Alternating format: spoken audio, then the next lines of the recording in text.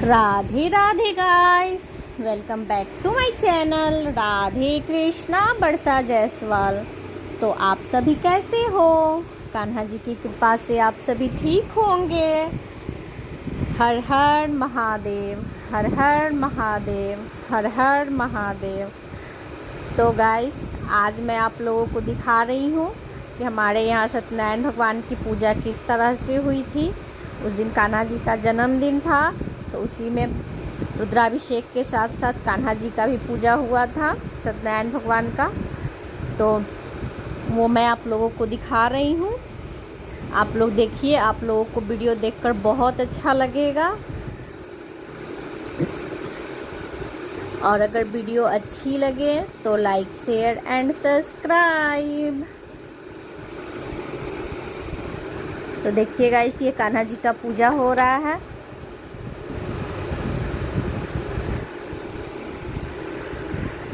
कान्हा जी के दोस्त भी आए हुए हैं उनके साथ, उनके बर्थडे में शामिल होने के लिए। दो छोटे छोटे कान्हा जी आए हैं, उनके पास बैठे हुए हैं। आप लोग कमेंट बॉक्स में कान्हा जी को राधे राधे लिखिए, क्योंकि आज उनका जन्मदिन है। राधे राधे कान्हा जी। और गाइस, आप लोग वीडियो को पूरा देखिएगा, इसमें सत्यनारायण भगवान की कथा भी है और पूरा पूजा की विधि भी दिखाई गई है कि किस तरह से हमने कान्हा जी के बर्थडे पे उनका पूजा किया। तो उनका स्नान श्रृंगार सब कुछ है इसमें। तो आप लोग पूरा वीडियो देखिएगा, आप लोगों को बहुत अच्छा लगेगा वीडियो देखने में। देखिए, मैंने कान्हा जी का वस्त्र निकाल दिया, अब उनका स्नान होगा, तो आप लोग देखिए।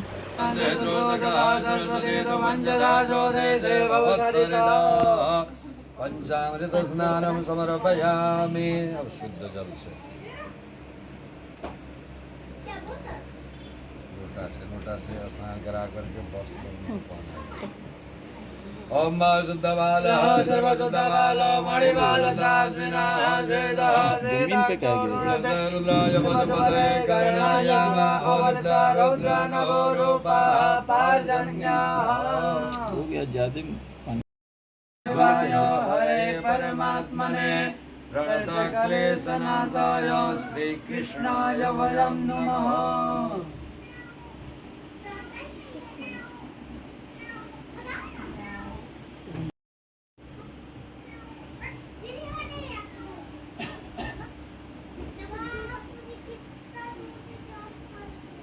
भगा दो, भगा के गेट के बाहर। गेट बंद।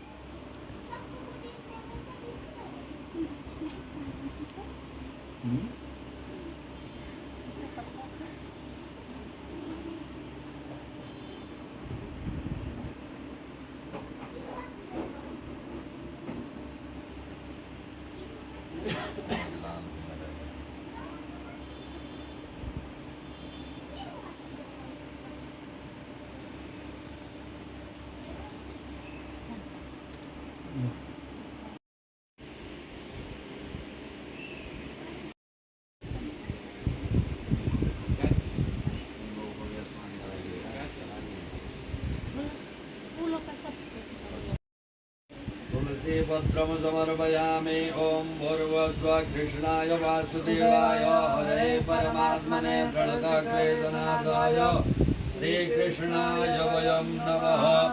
ओम त्वामोकदे प्रतिमोदध्वन पुष्पवते रसोवरे रसवायुवरे वेरुदः नीचे भी चढ़ा दीजिएगा इन लोगों के पास।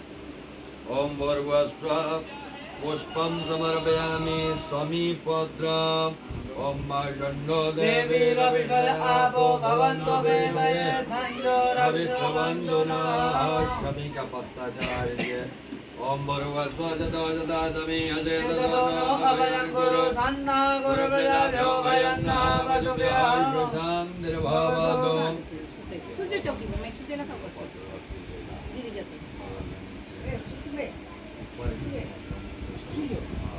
ओम भर्गवस्व नमः बेलमिने च कवचिने च नमः भर्मिने च वरुदिने च नमः सुनाय च सुतसेनाय च नमः द्वन्द्वव्याय च अनन्याय च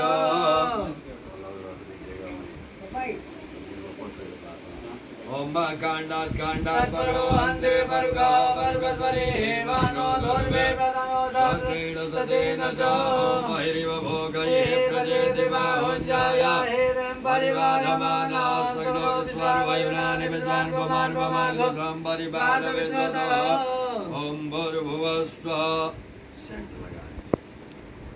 ओम त्र्यम्बकं यजामहे सुगन्धिं पुष्टिवर्धनम् उर्वारुकमिव बन्धनान् मृत्योर्मुक्षीयमामृतात् सिन्दूरिव प्राध्वने सुर्गनाथो वातप्रमियः पदयन्ति जवागतजलधारा अर्गोणवाजी कार्षावेन्दनोमिवे वेन्दमानः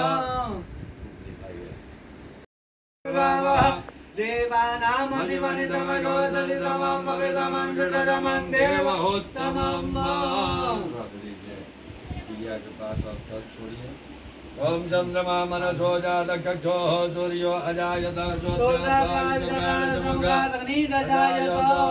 दीपो वर्यक्षद्विक्रिया हस्तो वृक्षालनम् नैवेद्यं नैवेदयामि नैवेद्यमध्ये तुलसी ओम मानव्यासीदन्तरिजगोदयनोर्जमोर्ददामध्यामो विदिता सोद्रागदालोकामकल्पयन्ना 5 बार जल्दी खा करके गिराएंगे ओम माभ्राणजमे पानजमे ज्ञानजमे दुतमे चितंजमे आदितंजमे वाक्जमे मनजमे तजुजमे सोद्रंजमे दशजमे वलंजमे दुनीनदर्बन्धम् ओम भूर्भुवस्व श्री कृष्णाय नमो नमः अग्रे एक बार जल्दी खा करके गिराइए ओम भूर्भुवस्व प्लान्ते एकास्मनियं जलम समर्पयामि दक्षिणा चढ़ा दीजिए ओम हिरण्यगर्भः समूर्धदाग्रे भूतशजातः प्रतिरेखाजेतराधारपदवे ध्यामुरे मां तस्मै देवाय हविषाविधेम साधुगुण्यात् द्रव्यदक्षिणां समर्पयामि ओम भूर्भुवस्वः दक्षिणान्तं प्रदक्षिणाः प्रदक्षिणा कर लेंगे ओम जय धरधान बुधधरन दिगादानि गंगणः देगागोदभयो जने वदन्नानि धर्मजे प्रदक्षिणां समर्पयामि मंत्रपुष्पांजलि हाथ में फूल लेकर के पुष्पांजलि करेंगे फूल और तुलसी जी का पत्ता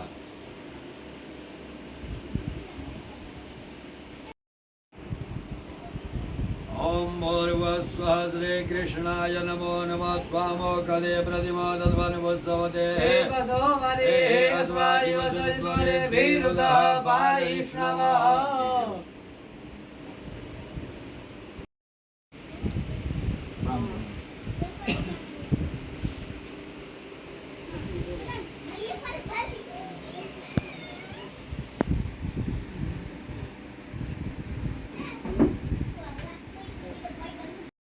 हरे परमात्मने प्रणतक्लेशनाशाय श्रीकृष्णाय वयं नमः शान्ताकारं भुजगशयनं पद्मनाभं सुरेशं निःसाधारं गगनसदृशं मेघवर्णं शुभाङ्गं लक्ष्मीकान्तं कमलनयनं योगिर्विद्यानुगम्यं वन्दे विष्णु भवभयहरं सर्वलोकैकनाथं 3 बार बोलेंगे ओम विष्णवे नमः ओम विष्णवे नमः ओम विष्णवे नमः चला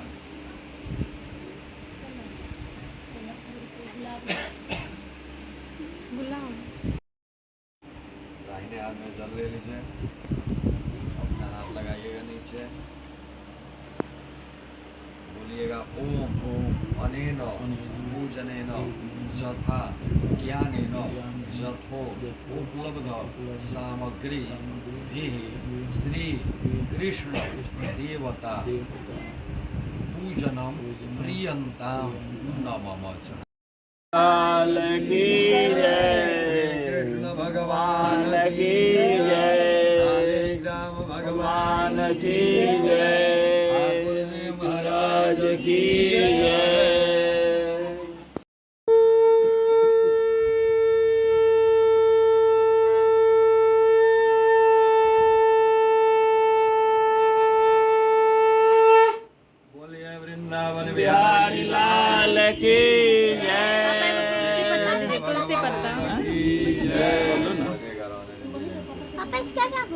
हाथ लेके जोड़ना है, ठाकुर कथा जी का सुनना है। चिंतन करते रहिए और कथा श्रवण करिए। एक समय की बात है कि नैमिषारण तीर्थ में सोने 80,000 ऋषियों ने श्री सूत जी से पूछा, हे प्रभु, इस कलयुग में वेद विद्या रहित मनुष्यों को प्रभु भक्ति किस प्रकार मिल सकती है तथा उसका उद्धार कैसे होगा। हे मुनि श्रेष्ठ, कोई ऐसा तब बताइए जिसे थोड़े समय में ही पूर्ण मिले और मनवांछित फल मिल जाए। इस प्रकार की कथा सुनने की हमको इच्छा है।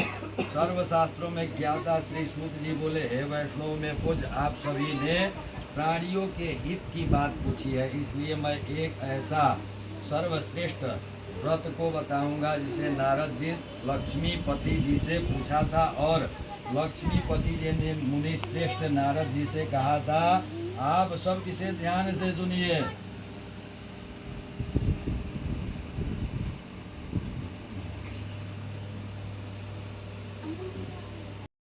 के लिए अनेकों लोकों में घूमते हुए मृत्यु लोक में आ पहुँचे। वहाँ उन्होंने अनेक योनियों में जन्मे प्राय सभी मनुष्यों को अपने कर्मों द्वारा अनेकों दुखों से पीड़ित देखा।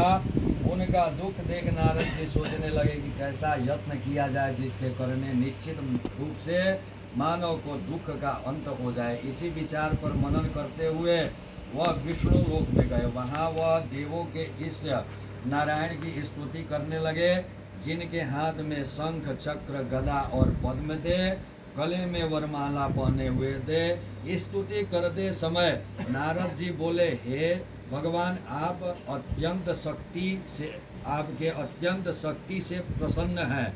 मन तथा वाणी भी आपको नहीं पा सकती है। आपका आदि मध्य तथा अंत नहीं है। निर्गुण स्वरूप सृष्टि के कारण भक्तों को दुख को दूर करने वाले आपको मेरा नमस्कार है। नारद जी की स्तुति सुन श्री विष्णु भगवान बोले, हे मुनि श्रेष्ठ, आपके मन में क्या है? आप किस काम के लिए पधारे हैं उसे निसंकोच कहो। इस पर नारद मुनि बोले, फिर मृत्यु लोक में अनेक योनियों में जन्मे मनुष्य अपने कर्मों के द्वारा अनेकों दुखों से दुखित हो रहे हैं। हे नाथ, आप मुझ पर दया रखते हो तो बताइए कि वो मनुष्य थोड़े प्रयास से ही अपने दुखों से कैसे छुटकारा पा सकता है। श्री हरि जी बोले, हे नारद, मुनियों की भलाई के लिए तुमने बहुत अच्छी बात पूछी है। जिसके करने से मनुष्य मोह से छूट जाता है, वह बात मैं कहता हूँ, उसे ध्यान से सुनो। स्वर्गलोक में मृत्यु लोक दोनों में एक दुर्लभ उत्तम व्रत है जो मनुष्य को पूर्ण देने वाला है। आज प्रेमवश होकर मैं उसे तुमसे कहता हूँ। सत्यनारायण भगवान बोले, मरने के बाद मोक्ष पाता है। श्री हरि के वचन सुन नारद जी बोले कि उस व्रत का फल क्या है और उसका विधान क्या है। यह व्रत किसने किया था, इस व्रत को किस दिन करना चाहिए, सभी कुछ विस्तार पूर्वक हमको बताइए। नारद जी के बात सुनकर श्री हरि बोले, दुख व सुख को दूर करने वाला यह सभी स्थानों पर विजय दिलाने वाला है। मानव को भक्ति व श्रद्धा के साथ शाम को सत्यनारायण की पूजा धर्म परायण होकर ब्राह्मणों व बंधुओं के साथ करनी चाहिए। भक्ति भाव से नैवेद्य केले का फल, घी, दूध, दही, गेहूं का आटा, गेहूं के आटे के जगह पर साठी का आटा, शक्कर तथा गुड़ लेकर वह सभी भक्षण योग पदार्थ एक में मिलाकर भोग लगाएं, भगवान का भजन करें, ब्राह्मणों सहित बंधुओं को भी भोजन कराएं। उसके बाद स्वयं भोजन करें, भजन कीर्तन के साथ भगवान की भक्ति में लीन हो जाएं। इस तरह से सत्यनारायण भगवान का यह व्रत करने का मनुष्य की सारी इच्छाएं निश्चित रूप से पूरी होती है। इसी कली काल में अर्थात कलयुग में मृत्यु लोक को मोक्ष का यही एक सरल उपाय माना गया है। इति श्री खंड पुराणे रेवाखंड श्री सत्यनारायण व्रतकथायां प्रथमोऽध्याय। बोलिए वृंदावन बिहारी लाल की जय। श्री कृष्ण भगवान की जय। गोविंद भगवान की जय। श्रीराम भगवान की जय। बोलिए वृंदावन बिहारी लाल की जय। ठाकुर जी का मन ही मन चिंतन करते रहिए और कथा श्रवण करिए। श्री सूत जी बोले, हे ऋषियों, जिसने पहले समय में इस व्रत को किया था उसका इतिहास कहता हूँ, ध्यान से सुनो। सुंदर काशीपुरी नगरी में एक अत्यंत निर्धन ब्राह्मण रहता था। भूख प्यास से परेशान वह धरती पर घूमता रहता था। ब्राह्मणों से प्रेम करने वाले भगवान ने एक दिन ब्राह्मण का वेश धारण कर उसके पास जाकर पूछे, हे विप्र, नित्य दुखी होकर इस पृथ्वी पर तुम क्यों घूमते रहते हो? तीन ब्राह्मण बोला, मैं निर्धन ब्राह्मण हूँ, भिक्षा के लिए धरती पर घूमता हूँ। हे नाथ, यदि आप इसका कोई उपाय जानते हो तो बताइए। वृद्ध ब्राह्मण कहता है कि श्री सत्यनारायण भगवान मनवांछित फल देने वाले हैं, इसलिए तुम उनका पूजन करो। इसे करने से मनुष्य सभी दुखों से मुक्त हो जाता है। वृद्ध ब्राह्मण बनकर आए सत्यनारायण भगवान उस व्रत को बता करके अंतर ध्यान हो गए। व्रत का सारा विधान बताकर अंतर ध्यान हो गए।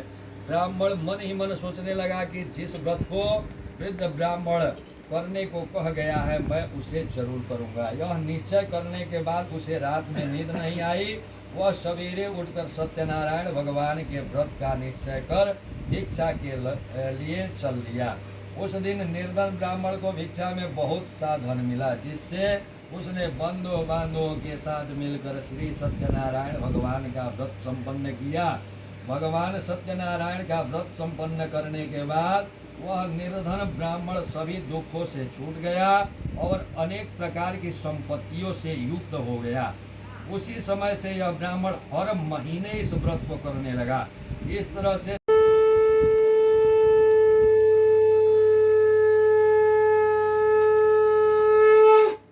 बोलिए वृंदावन बिहारी लाल की मन चिंतन करते रहिए, कथा श्रवण करिए। अथ तृतीयोध्याय। श्री सूत जी बोले, हे को प्राप्त होगा, जो मनुष्य इस व्रत को करेगा वह भी सभी दुखों से मुक्त हो जाएगा। श्री सूत जी बोले कि इस तरह से नारद जी से नारायण जी का कहा हुआ श्री सत्यनारायण व्रत को मैंने तुमसे कहा। हे प्रिय, मैं और तुमसे क्या कहूँ? ऋषि बोले, हे मुनिवर, संसार में उस विप्र से सुनकर किस किस ने इस व्रत को किया था, सब कुछ मुझे बतलाइए।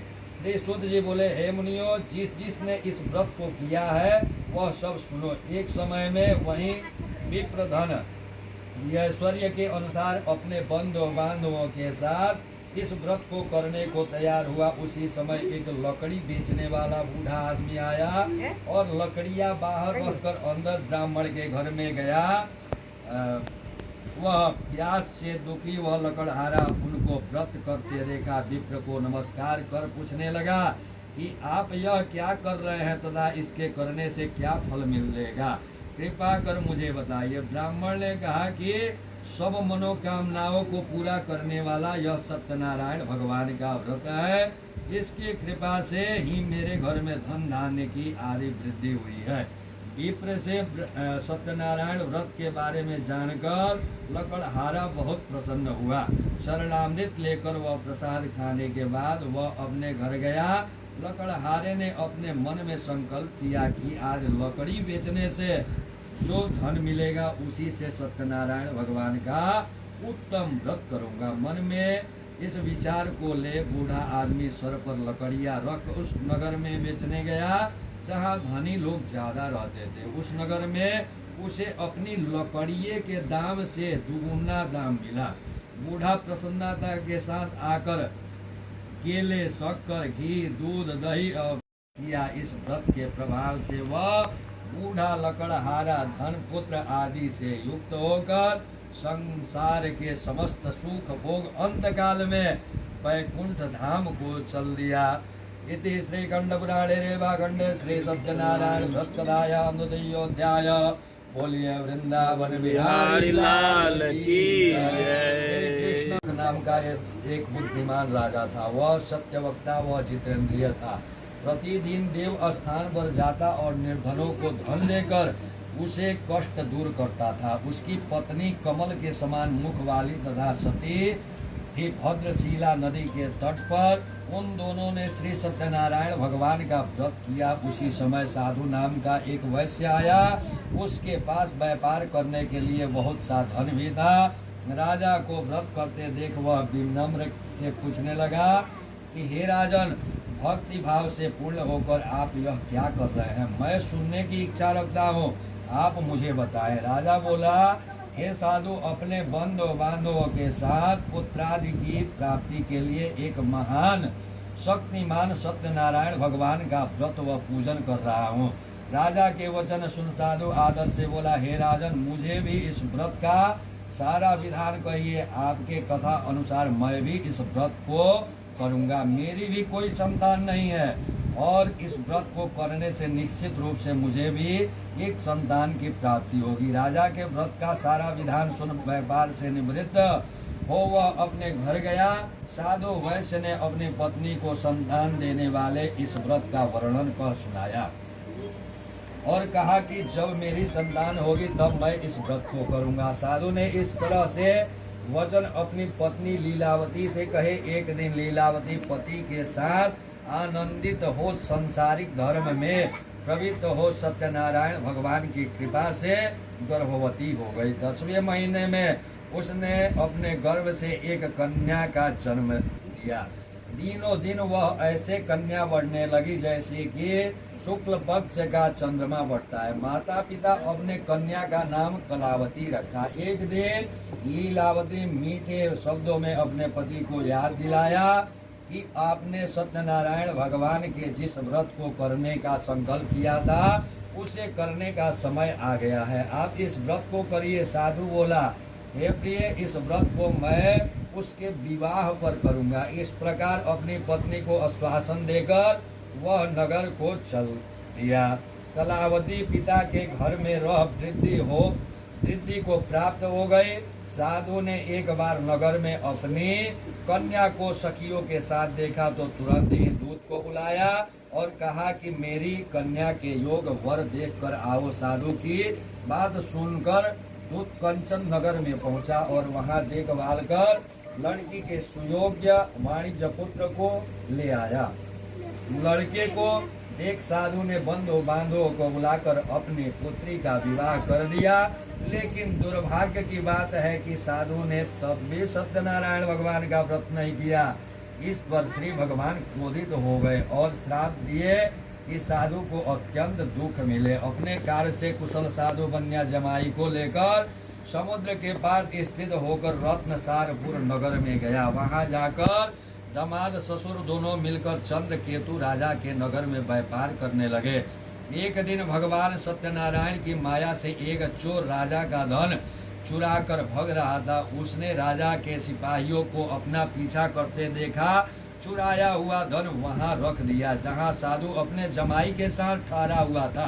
राजा के सिपाहियों ने साधु को वैश्य के पास राजा का धन पड़ा हुआ देखा तो वह ससुर जमाई दोनों को बांधकर प्रसन्नता से राजा के पास ले गए और कहा कि उन दोनों चोरों को हम पकड़ लाए हैं, आप आगे की कार्रवाई की आज्ञा दे। राजा की आज्ञा से उन दोनों को कठिन कारावास में डाल दिया गया और उनका सारा धन भी छीन लिया गया। श्री सत्यनारायण भगवान के श्राप से साधु की पत्नी को बहुत दुख मिले। घर में जो धन रखा हुआ था उसे चोर चुरा ले गया। शारीरिक तथा मानसिक पीड़ा व भूख प्यास से अति दुखी हो अन्य की चिंता में कलावती के ब्राह्मण के घर गई, जहां उन्होंने सत्यनारायण भगवान का व्रत होते हुए देखा। फिर कथा भी सुनी। वह प्रसाद ग्रहण कर वह रात को घर वापिस आई तो उनकी माता कलावती से पूछा कि हे पुत्री, अब तक तुम कहाँ थी? तेरे मन में क्या है? कलावती ने अपनी माता से कहा, हे माता, मैंने एक ब्राह्मण के घर में श्री सत्यनारायण भगवान का व्रत देखा है। कन्या के वचन सुन लीलावती भगवान के पूजन की तैयारी करने लगी। लीलावती ने अपने परिवार व बंधु सहित सत्यनारायण भगवान का पूजन किया और उसने वर मांगा कि मेरे पति तथा जमाई शीघ्र घर आ जाए। साथ ही यह प्रार्थना की कि हम सब सबका अपराध आप क्षमा करें। सत्यनारायण भगवान इस व्रत को से संतुष्ट हो गए और राजा चंद्रकेतु को सपने में दर्शन दे कहा कि हे राजन, तुम वन दोनों चोरों को छोड़ दो और तुमने उनका धन जो लिया था उससे वापस कर दो। अगर ऐसा नहीं किया तो मैं तुम्हारा सारा राजपाट नहस तहस कर दूंगा। प्रातः काल सभा में राजा ने अपने सपना सुनाया। फिर बोले कि वाणिज्य पुत्रों को कैद से मुक्त कर सभा में लाओ। दोनों ने आते ही राजा को प्रणाम किया। राजा मीठी वाणी से बोला, हे महानुभाव, भाग्यवश ऐसे कठिन दुख तुम्हें प्राप्त हुआ है, लेकिन अब तुम्हें कोई भय नहीं है। ऐसा कह राजा उन दोनों चोरों को नए वस्त्राभूषण भी पहनाकर और जितना धन लिए थे उसके दुगुना धन देकर वापस कर दिए। दोनों वैश्य अपने घर को चल दिए। इति श्री कंठपुराणे रेवाखंडे श्री सत्यनारायण रथ कथायां तदयोध्याय। बोलिए वृंदावन बिहारी लाल की जय, श्री कृष्ण भगवान की जय, गोविंद भगवान की जय, शालिग्राम भगवान की जय, शंकर भगवान की जय।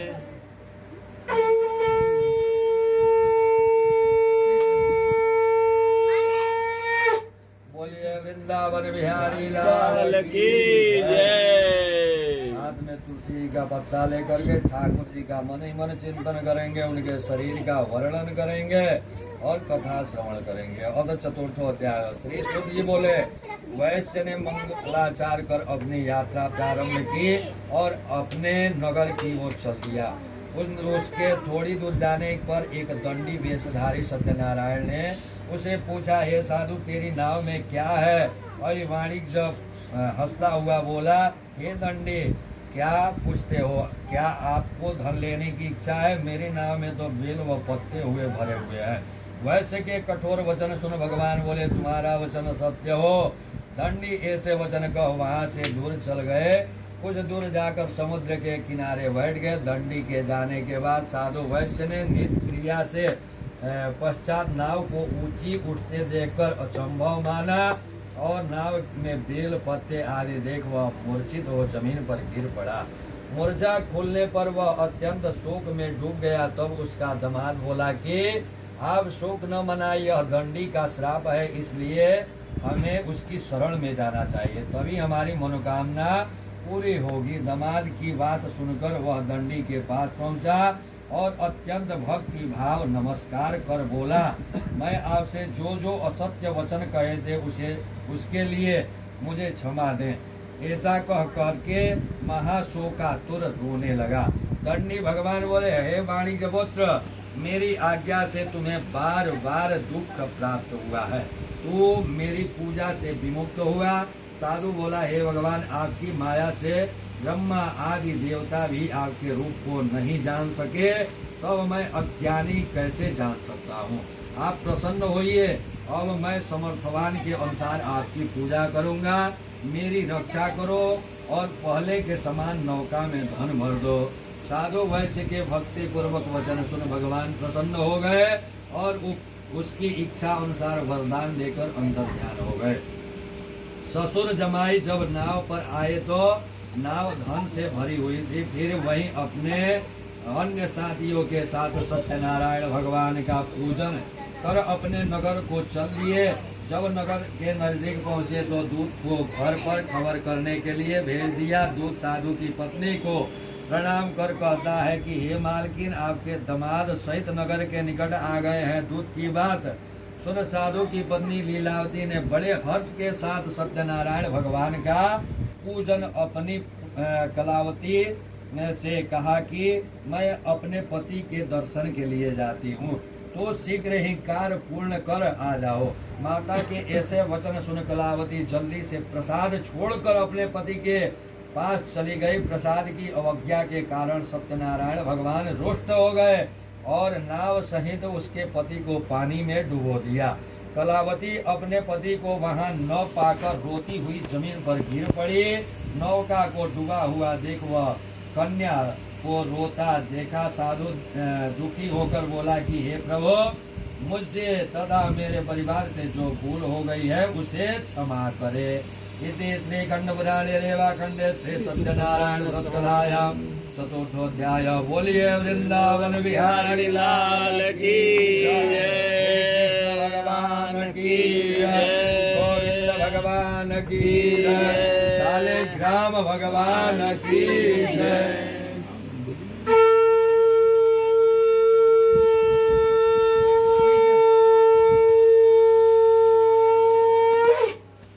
वृंदावन बिहारी लाल की जय। हाथ में तुलसी का पत्ता लेकर के, जो कि 5वां अध्याय में ही 6ठा 7वां अध्याय मिला हुआ होता है, तो आप लोग कथा श्रवण करेंगे तीनों अध्याय का।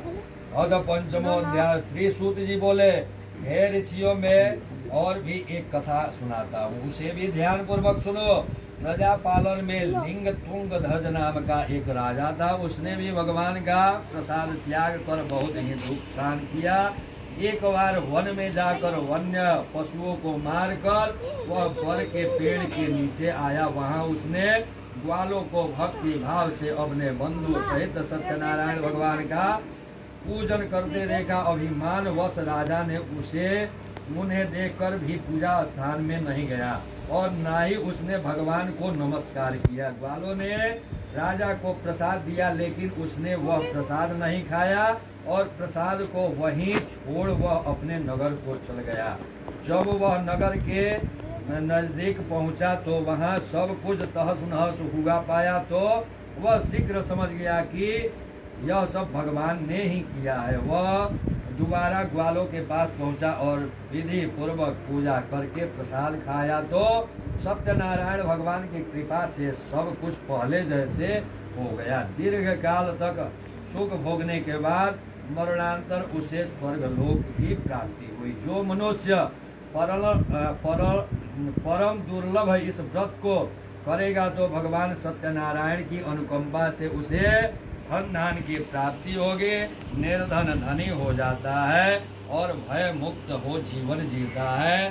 संतानहीन मनुष्य को संतान की सुख मिलता है और सारे मनोरथ पूर्ण होते हैं, पर मानव अंत काल में वैकुंठ धाम हो जाता है। श्री को सुनो, दूसरे जन्म की कथा कहता हूँ। वृद्ध सदानंद ब्राह्मण ने एक सुदामा का जन्म लेकर मोक्ष की प्राप्ति की। लकड़हारे ने अगले जन्म में निषाद बनकर मोक्ष प्राप्त किया। उल्लका मुख नाम का राजा दशरथ बनकर वैकुंठ को गए। साधु नाम के वैश्य ने मोर ध्वज बनकर अपने पुत्र को आरे से चीरकर मोक्ष पाया।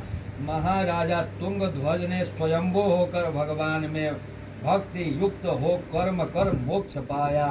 इति श्री खंड पुराणे रेवाखंडे श्री सत्यनारायण स्वामी की जय, श्री सत्यनारायण भगवान की जय, वृंदावन बिहारी लाल की जय, श्री कृष्ण भगवान की जय, गोविंद भगवान की जय।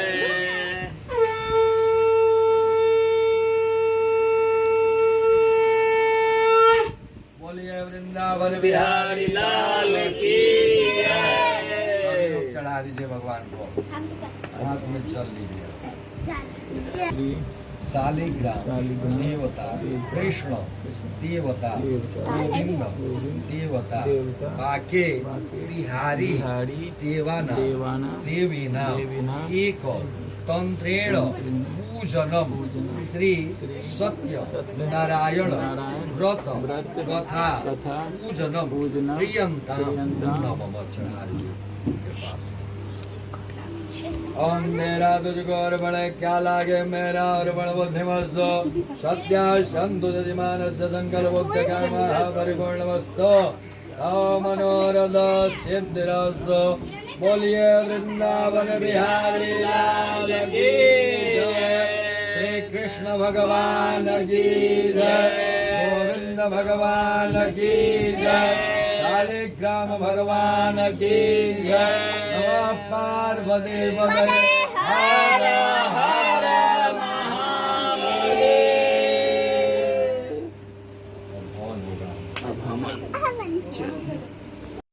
तो गाइस आप लोगों ने देखा कि कैसे हुई हमारे घर सत्यनारायण भगवान की पूजा। और अगर वीडियो अच्छी लगी हो तो like share and subscribe. Radhe Radhe, Radhe Radhe.